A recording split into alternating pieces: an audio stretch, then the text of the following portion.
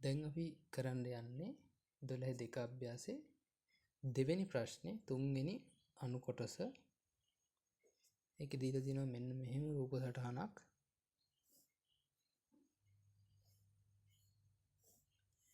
මේ කෝණය 130යි කියලා දීලා තියෙනවා. මේ කෝණේ අංශක 90යි කියලා දීලා තියෙනවා. මේ කෝණේ x කියලා දීලා තියෙනවා. මේ කෝණ දෙක y කියලා දීලා තියෙනවා. මේක අපිට හොයාගන්න ලේසිම කෝණය මෙන්න මේ කෝණය.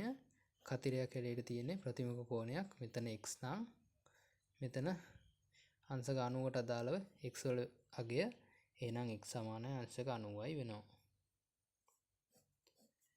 ඊට පස්සේ මෙතන තියෙන්නේත් ඒ වගේම ප්‍රතිමුඛ කෝණයක්. එහෙනම් මෙහෙම තියෙන එකේ උඩ 130ක් තියෙනවා නම් එහෙනම් යටත් 130යි.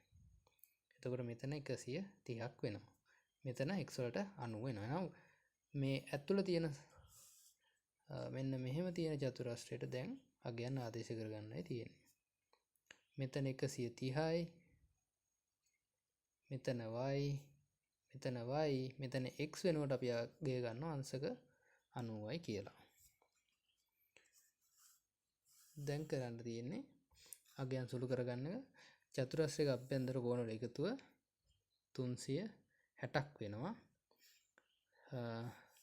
y ධන 130 ධන 90 සමාන වෙනවා 360ට.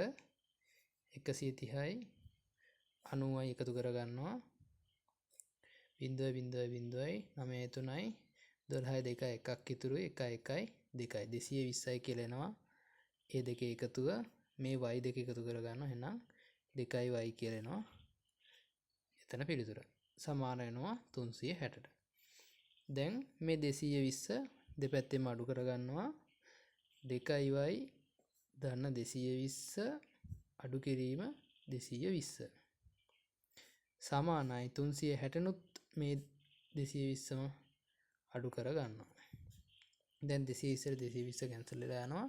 2y සමාන වෙනවා 360න් අඩු කරනවා 220.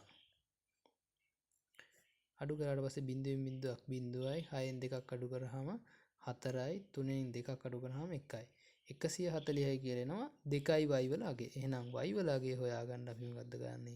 140 බෙදනවා 2කින්. ඒ කියන්නේ මේ දෙපැත්තම 2කින් බෙදනවා. මේකෙදි 360න් 220ක් අඩු කරා 140යි කියලා එනවා. එහෙනම් 140 සමාන වෙනවා 2යි y ට. එහෙනම් y වල අගය හොයන්න අපි දෙපැත්තම 2කින් බෙදනවා. 2යි y 2කින් බෙදනවා 140ත් 2කින් බෙදනවා. 2ට 2 කැන්සල් වෙලා යනවා y ඉතුරු වෙනවා. 140 2ට බෙදුනහම 70y කියලා එනවා අපිට y වල අගය. x වලට 90ක් එක ප්‍රතිමුඛ කෝණ හින්දා y වලට මේ විදිහට සුළු කරලා චතුරස්‍රයකට අදාළ අභ්‍යන්තර කෝණ වල ඓක්‍ය වලින් පිළිතුර හොයන්න පුළුවන්.